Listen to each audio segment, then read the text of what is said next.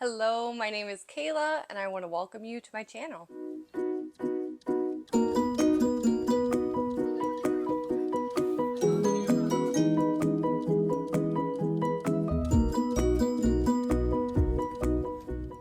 Today I am going to share my most recent library haul with you as well as take you along for some reading vlogs, and I'll get into a few spoiler-free reviews of the books that I get a chance to finish.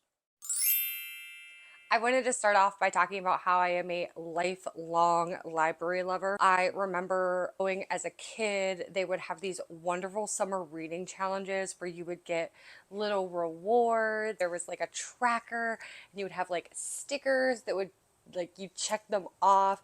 These are just really awesome core memories I have surrounding reading, and I just think that public libraries are such a fantastic resources for so many things. About 10 years ago when I lived in my first apartment with a girlfriend, we didn't have Wi-Fi. We didn't have cable. We barely pay the bills that, to keep the lights on. One of our favorite things to do would be to go to the library and rent the seasons of things on DVD. We would rent all of these wonderful old movies. I remember watching every season of Sex and the City so many times. So your public library they're great resources for more than just books. And if you've ever worked from home and you've gotten into that monotonous, I can't stand looking at my own four walls anymore, public libraries are great free places that you can go without having to worry about when you go to a coffee shop, you have to buy a coffee. Nope, your public library is always there for you. So here is the stack of books I picked up at the library. I am a contemporary romance reader, but I also just will pick up a book that the premise seems interesting to me. I am one of those people that a cover will catch my eye, and I'll talk about a couple really beautiful covers that caught my eye here, but I went to grab mostly things that are new. I think the oldest book in the stack is actually from 2022, so everything is super recent. I also was trying to grab things that I have been seeing all over booktube and book talk, and just trying to get into more popular contemporary reads as well. Okay, so this was actually the first book I grabbed, and it was from the new releases section. This is Good Fortune by C.K. Chau. This is actually her first debut novel as herself, but she has written on other popular contemporary romances. Grabbed my eye right off the bat was in the book cover. It talks about this being a modern retelling of Pride and Prejudice, and I just have a soft spot for any story that takes on Pride and Prejudice, and I really just liked the family tropes in this one. So our main character Elizabeth and her four sisters, they all live in their very crowded Chinatown apartment, and this is set in New York City in 2003. So I actually have finished it. I will give you my spoiler-free review. One of my favorite parts about this book, and what I thought going in would be, is not that it had overly love or romancy plots, but I fell in love with our main character, Elizabeth, or LB. I just love her spunkiness, her wittiness. She absolutely made this story and made this a really good read for me. Was super happy I picked this up, and even more happy to realize that I read it during AAPI month. So, Good Fortune by C.K. Chau. Keep this one on your TBR. And when I said I was going for grabs that were popular on BookTube and Book Talk, this was one that I have seen around, but I've never actually read this author before. This is Carley Fortune, and this is Meet Me at the Lake. And I realize it is funny that I just had Good Fortune, the book, and then this is Carley Fortune. So I don't know, I will say all the books do aesthetically look good together too, so I don't know, maybe that was a part of my library haul this time. But this is Meet Me at the Lake, and so this is just your quintessential, seems like a summer read. Up here it says, "You, me in 1 year, don't let me down." The little plot I wanted to read to you guys is about Fern and Fern's life. At 32, Fern's life didn't look at all like she had once imagined it would. Instead of living in the city, Fern's back home running her mother's lakeside resort, something Fern vowed never to do. This place is in disarray, and her ex-boyfriend is the manager. Fern doesn't know where to begin. I can really resonate with a character in her 30s that doesn't really know what she's doing in life. So immediately I was like, up, yes, kindred spirits. Let's see if Fern can figure it out. Let's see if I can figure it out as well. So really excited to pick this one up. This is going to be the one that I read next. Okay, yes, I admit this is the book that I picked up because of the spine. So I guess I wasn't judging a book by its cover. I was judging it by its spine. It works.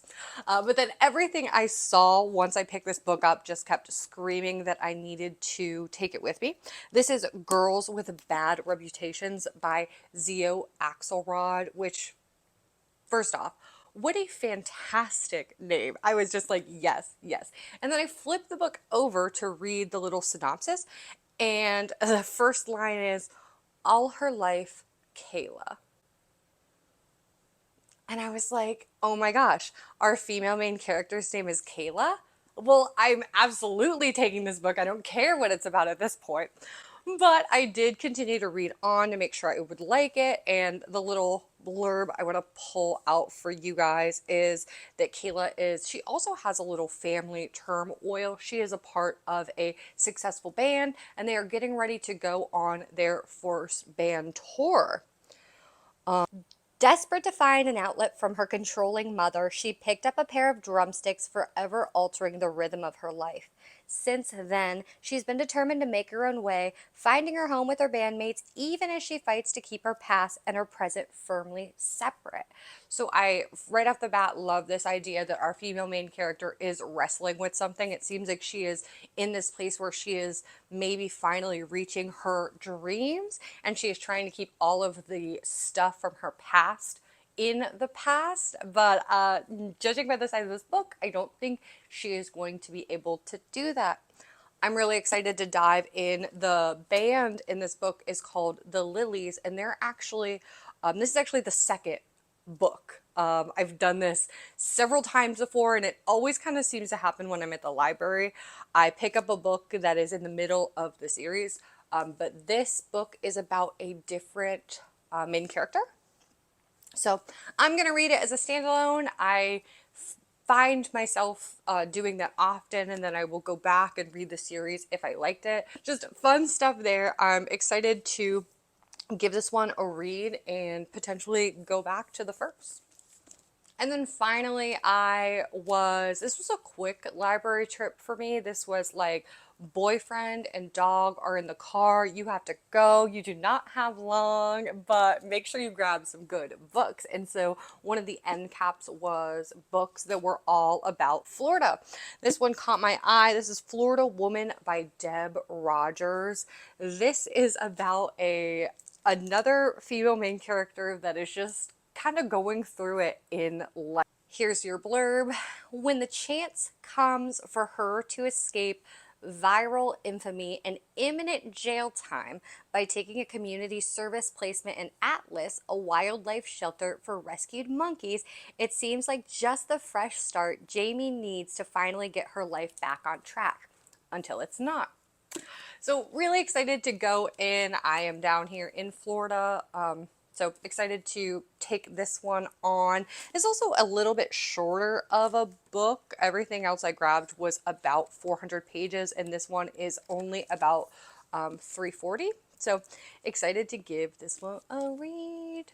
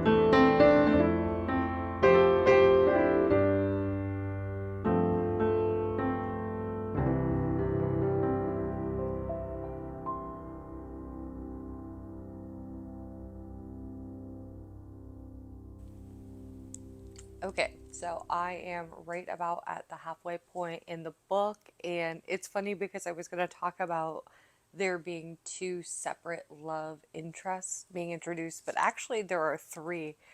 And this book doesn't really feel like a romance read. It's like not romancy, but now that I think about it, there are three love interests, or what I am loving most about this book, and I keep coming back. It's for our main character, Elizabeth. She is just so funny, and I think it's even better that she isn't looking for love. She is not looking for a love interest, and these guys just keep coming up to her and invading her space and wanting to dance with her at the ball, and just really fun stuff going on, and her just being inundated with guys that she doesn't really care about, which is also really refreshing. I read a lot of contemporary romance novels, so I'm always looking for storylines of love and I want meet cutes and all of that. And this book isn't really giving me much of that, which I like. I went for it because I was looking for a fun family trope, and I do enjoy Pride and Prejudice. So this being a modern retelling, I thought it would be just a good pick for me, and I it is, and it was.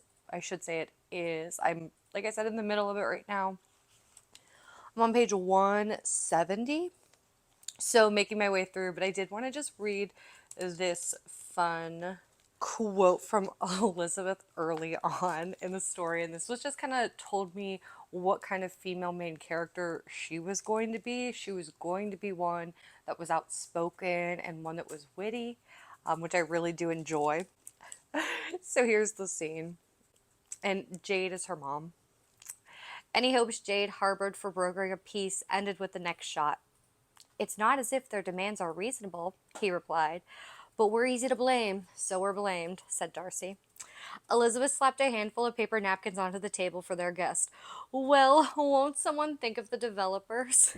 Yeah, her witty sense of humor, she's always just like shooting these lines, and her mom is always around and is always kind of mortified that Elizabeth, or LB is what they call her, is always pushing back against people and against situations. But I think it's one of the reasons I like her most. I have finished Good Fortune by C.K. Chau, and I gave it a solid 4.5 stars. I really liked this one. I found our main character's life and her figuring out what she wanted to do, who she wanted to continue to be. I found that to be the trope that was shining through more than her picking up and falling in love. I will say I liked this book. I got to about that like two-thirds of a place in, and I was like, okay. I sat down and I finished off the last, I want to say, 125 pages in about one sitting, which is typically how I get to with books. When I get to like past the middle, I'm like, all right, I like our characters. I want to see where they're going. I want to follow them to the end, and I want to get there quick. Even saying that, though, I found that once we got to the ending, our author kind of sped us there. There were two big scenes before they did, the epilogue type chapter. And I felt that those two scenes were important, but they could have been different. They could have been longer. And then after those two scenes were done, I wanted much more. And I didn't get it. And that sucks. I hate when you go all the way through a book to finally get maybe the plot that you've been wanting, and then the author doesn't give you any of that plot. Ugh. But all in all, I really enjoyed this book. I could not put it down. These are, I think I mentioned that I'm mostly a contemporary romance reader, like I want a plot, but I also want some spice. Like I want fun. This book wasn't, there's literally zero spice. Like I said, there's a bit of romance, but it's not really about romance. It's about finding yourself, and it's about Elizabeth and her commitment to, she's fighting with the commitment to herself and the commitment to her family. And it's just about growing up. I really, really enjoyed this one. Anybody that is in that early 20 stage in their life and they're just really going through it. This is a good one to read. So one I will be recommending, and yeah, a 4.5 stars from me.